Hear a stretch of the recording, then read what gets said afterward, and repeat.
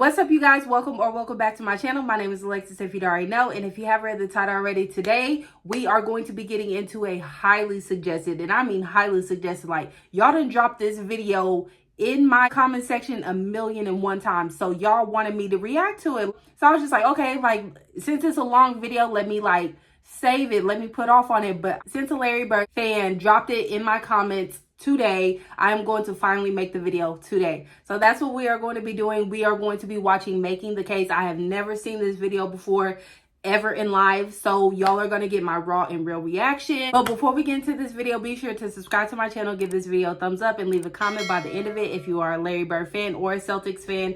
Now let's go ahead and get into the video. So today I'll be making the case for Larry Bird as the greatest basketball player of all time. Y'all been wanting me to do this video for the longest time. Let's see what he's talking about. When it comes to basketball, Larry Bird is the smartest, clutchest player to ever play the game. Now, if you don't think that Larry Bird is the greatest basketball player of all time, you probably hate that I Did y'all just see that? Those are the kind of talking head sport cliches that surely impact the game, but are impossible to empirically measure. Normally, I'd agree with you, but I think that when you talk about Larry Bird, you see those intangibles become real, crazy results. I wouldn't have said it if I didn't believe it. When Larry Bird was drafted by the Boston Celtics in 1978, the NBA needed saving.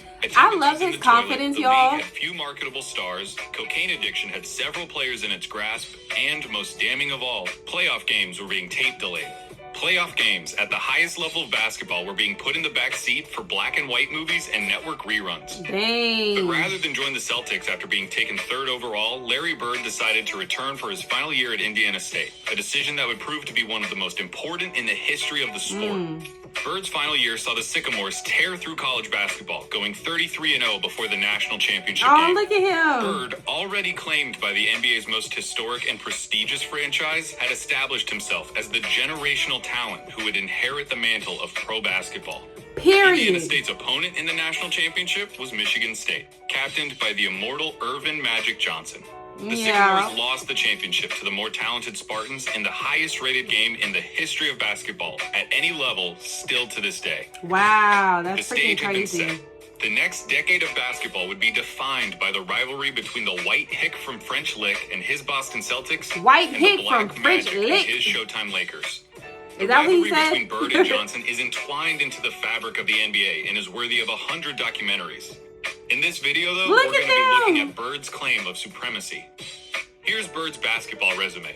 His 3 championships come with perhaps the highest collective degree of difficulty of any player's championships. Do y'all see this? His 3 MVPs came consecutively, making him only the 3rd player to accomplish the feat, along with Bill Russell and Wilt Chamberlain. His 2 finals MVPs are misleading. He was absolutely the best player on the 81 Celtics, but he was only a sophomore, and his 15 points per game in the finals gave the media an excuse to exact a little vengeance on a legendarily difficult 6 games of the 89 season following surgeries on both feet. I can hear you already. A 13-year career, and this guy is supposed to be the GOAT? What color of paint are you huffing, Clayton? Is that really green, obviously. But hear me out. Yeah, Bird's career lasted about 2/3 as long as it should have. But what he did in that time was so impressive and so substantial that every basketball fan acknowledges that he's in the conversation as the greatest Look ever. at that. Doesn't it matter that those 13 years saved professional basketball? One thing about him is he gonna find his teammate and he gonna get them the ball. The golden age of the league and produced a career by which all other forwards, before or since, are measured. Oh man, I Bird freaking love squeezed him. every drop of talent out in those 13 years and made it seem more like 30. Cold. He didn't just leave his fingerprints on the He game. tried. He left so much of his DNA in the sport that it needed a cigarette. Give me that. There's something to be said about the candle that lasts half as long but burns twice as bright. Those 3 MVPs sit down, with boy. any other run by any other player. I will put an A+ Larry Bird season up against anyone's. What does an A+ Larry Bird season look like? A full box score, a blowout win, a nearly undefeated record at home, and a play style that could only be described one way: white. Larry Bird isn't just a white basketball player, he's the white basketball player. To describe Larry Bird's game is to thumb through the Hoops dictionary and pick out every cliche about white players. Unathletic, great shooter, good fundamentals, the whole thing. The archetype of a white basketball player is Larry Bird, with one exception. He had an unparalleled understanding of the game of basketball, both as a physical contest and as a mental competition. His basketball IQ infected everything he did and catapulted his career into legend. Bird was a complete player. Jerry West called him nearly as perfect as you can get. He was the league's first great marksman. He could contort his body to shoot from anywhere on the court, regardless of the level of defense. He pioneered the art of the dagger three and was the They thought he wasn't gonna shoot that. That's crazy. At 6'9", Bird's understanding of angles and coordination led to a higher rebounding average than Patrick Ewing, and it made him an impressive Wait, I thought he was shorter than that. In his younger years. 86, Bird dropped 47 points on the Blazers, playing the majority of the game left-handed. Left-handed, he playing with these folks. Y'all go watch that video of the left-handed game. I did a reaction to that. Guard, but his size and omniscience gave him the ability to body similarly sized players, read defenses like a free safety. Bird was a tough effort. He had a superhuman motor and dove for loose balls like a beagle at the park. He was a willing participant in his share of fights, often precipitated by his league-renowned trash talk. Larry told Robert Reed he ought to stay there. He should have stayed in preaching. That was funny. He had 50 points. I was guarding in my rookie year. He looked at me and he goes, "You can't stop me." And I looked at him and I said, "Gosh, boy, you're so confident." He proceeded to score like 10 straight points on me. Coach took me out the game. He walks by and he's laughing at me. Basketball team. That is so Be a embarrassing. step ahead, a thought ahead. Play the game like a chess game. I'd much rather guard Michael Jordan than Larry Bird. A step ahead, a thought ahead, like literally. The game. How can you win against him? You have to get inside his mind. If you put all of us in a room, Magic, Jordan, myself, and Bird probably be the guy who walks out of the room at the end of the day. Did you notice something during those testimonies? Those are some of the best basketball players of all time, and they all sing Bird's praises like they were former assassins who had to go toe-to-toe with John Wick, and they're just happy to be alive. Bird excelled during one of the most talent-rich periods in league history. The abridged list of his basketball rivals goes like this. Dr. J and Moses Malone on the Philadelphia 76ers, Sidney Moncrief on the Milwaukee Bucks, Isaiah Thomas, Bill Laimbeer and the Bad Boy Pistons, Dominique Wilkins on the Atlanta Hawks, Bernard King on the New York Knicks. Look at these pictures. Oh my gosh, Michael they make Jordan my heart on the Chicago happy. Bulls, Hakeem Olajuwon and Ralph Sampson on the Houston Rockets, and of course, Magic Johnson, James Worthy, and Kareem Abdul-Jabbar on the Los Angeles Lakers. All right, there's no point avoiding it any longer. We have to look at Magic versus Larry. If you have Magic over Larry, it's because he has 5 rings to Larry's 3, had a peak that lasted about 2 or 3 years longer than Larry's, and had a 2-1 record against Bird's Celtics in the finals. Perfectly legitimate, completely respectable arguments. But in the interest of making Bird's case, allow me to retort. For nearly the entire decade of the 1980s, the Eastern Conference was irrefutably the more competitive conference between the two. Considering the competition, for Bird to have made 5 finals appearances is just as impressive as Magic's 9. As for the I'm literally about to tear up. Did y'all see that? He had more help. Seriously, the Celtics' Big Three and the Lakers' Big Three get compared all the time historically as if they were of equal caliber, but weren't Magic's accomplices just a step above Bird's? No disrespect at all to Kevin McHale and Robert Parrish, but Kareem was the alpha dog on the 71 Bucks and was the best player for at least 2 of the Lakers' 5 Y'all know how I feel about Kareem, though. Y'all know how I feel about him. James Worthy was the #1 pick out of UNC after winning a championship as the best player on a team that had Michael Jordan on it. Okay. Throw in the fact that Magic got to be coached by Pat Riley, one of the most brilliant minds in basketball history, and you could say that the Magic-Bird argument comes down to one thing: luck. So if their careers come down to luck, the question just becomes who you would rather take. Now, I'm not making this video to tell you why you shouldn't take Magic. I'm making this video to tell you why you should take Bird. Not just over Magic, but over everything. Look! Fake that man out! The fact that his play would translate perfectly Wait, into was the that league 3 today. steps? I A don't know. 6'9" sharpshooter forward give me with that. eyes in the back of his head who averaged double-digit rebounds in an era against Moses and Laimbeer. He'd gobble up boards as a power perfectly with the flow of today's game. Add in his competitive mania and 3 generations worth of medical advancements, and we're talking about a player who could have stuck around so long they would have had to rename the league. As you've been watching these clips of Bird, I would hope that you would notice something. He always knows where everybody is. Watching Bird play basketball is like watching those monsters from A Quiet Place that know where you are if you make any noise at all. Bird had a level of clairvoyance that bordered on the unnatural. In '85, he ended up 1 steal away from a quadruple-double after playing just the first 3 quarters.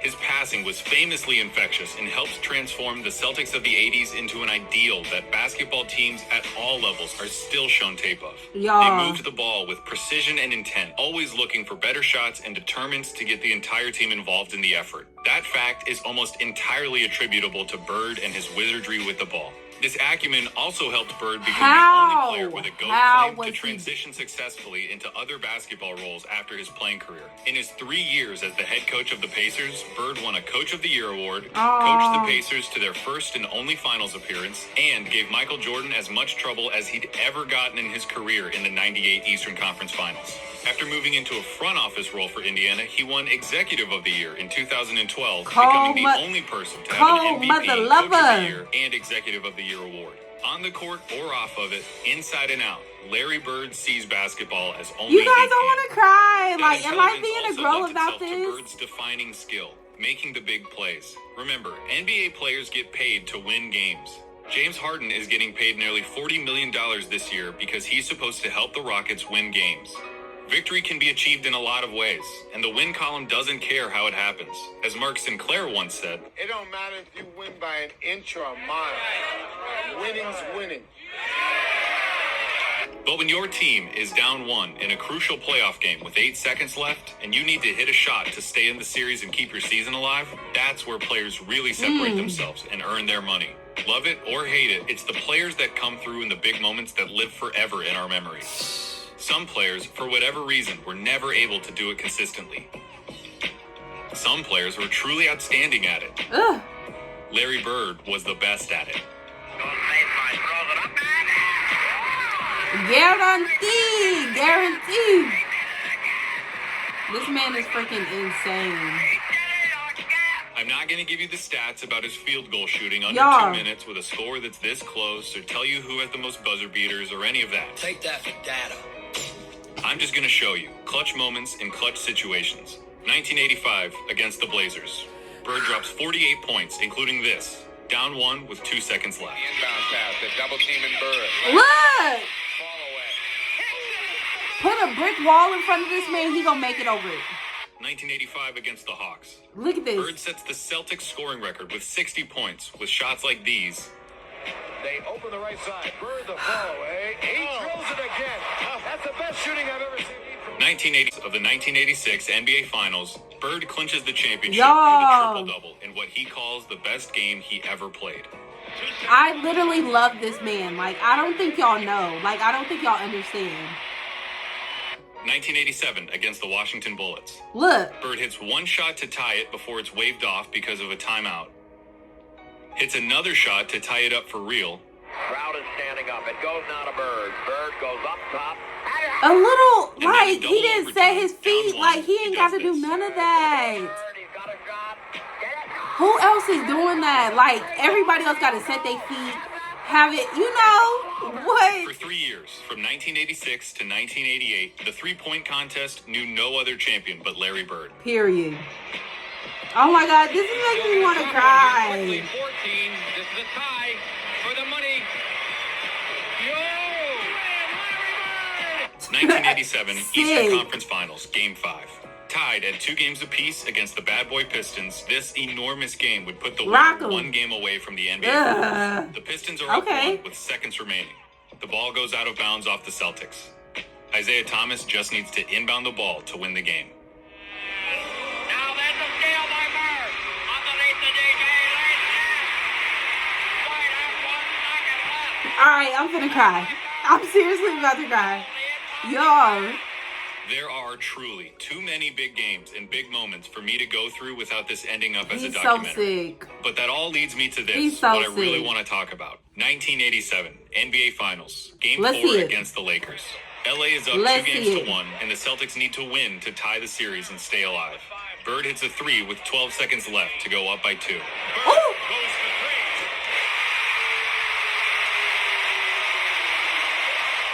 3. Crean comes down and gets fouled with 8 seconds left. Come He on, makes the Crean. first, but misses the second. Shouldn't have did Ella that. ends up with the ball with 7 seconds left, down 1 point. In the low post, being Let's see it. Let's see it. Byron Scott is in the ball. See, I'm over here acting like I'm there.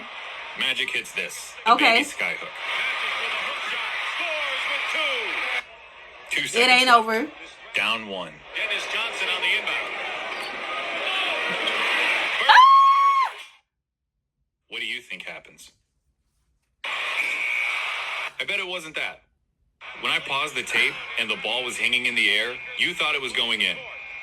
Bird thought it was going in. Magic thought it was going in. I've seen this game before, and I still think it's going to go in. But it didn't. Pat Riley said it himself. We got lucky. And that, a missed shot in the NBA Finals, is why he's the clutchest. Because after he makes the big plays, has the big games, hits the big shots, time and time again, you expect him to hit every shot, to win every game. And in those fleeting moments when he doesn't, when he looks like a mere human, when he looks like everyone else who tries to do what he does, you just can't believe it. That's what Larry Bird did. He made the big plays so often, you thought he was going to make them every time. Why did y'all He suggest helped this to turn me? I want to basketball cry. into a global phenomenon, paving the way for every Michael Jordan, Kobe Bryant, or LeBron James who comes through our lives. That is too cute. He played basketball in its purest form and captained a team that is consistently ranked among the greatest of all time. He has the second highest win percentage in the history of the NBA, behind Magic by less than one half of. They called him Basketball Jesus. He didn't get that name That's a without stretch. doing Don't do something that. extraordinary. He saved basketball. He's And amazing. he did it by playing it better than anyone else. He's amazing. Here's Magic at Bird's retirement in 1993. Larry Don't make me Bird cry. said that there would be another Larry Bird one day. And Larry, there will never, ever, ever be another Larry Bird. To the greatest basketball player ever, That part. But more important- Do y'all see my eyes water? a friend forever. Oh. Oh my gosh, y'all. Like, y'all got me over here crying. Why did y'all suggest this? Like, y'all suggested this video 1,000,001 times in my comments. Listen at my throat over here getting all choked up. This literally makes me want to cry, and I want to meet him so bad. Like, and I just want to go back to those moments. Like, bruh, like, I literally love sports. Like, Usain Bolt, like, basically all the great sports players. Like, I literally just would love to just go back and be able to be like, and just watch them and just bask in it and just be like, ugh, who is Larry Bird? Like, who is Larry Bird? Oh my gosh.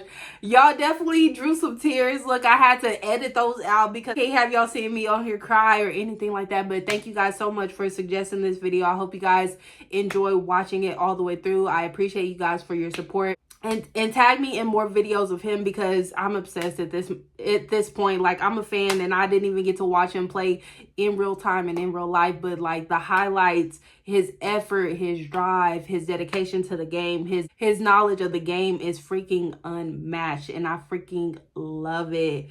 So that's all I got for you guys today. Be sure to subscribe to my channel, give this video a thumbs up, and at this point, after watching this video, there will be 100% more Larry Bird videos. So stay tuned for that. And I will see you guys in the next video.